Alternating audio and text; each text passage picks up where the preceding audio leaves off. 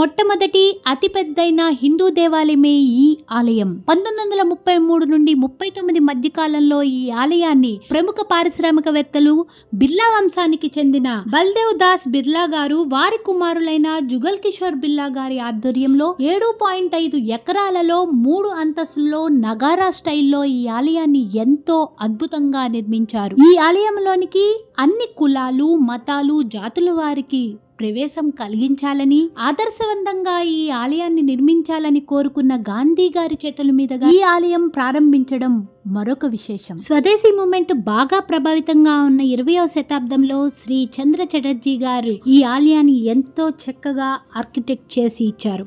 విశ్వనాథ్ శాస్త్రి గారి ఆధ్వర్యంలో వారి సలహాలతో ఈ ఆలయాన్ని ఎంతో చక్కగా నిర్మించారు. ఈ ఆలయానికి పునాది వేసింది జట్ మహారాజ్ ఉదయ్ సింగ్ గారు. ఈ వీడియో పూర్తిగా చూడాలన్నా, ఇలాంటి వీడియోలు ఎన్నో చూడాలన్నా రశ్మిత ఛానల్ ను సబ్స్క్రైబ్ చేసుకోండి.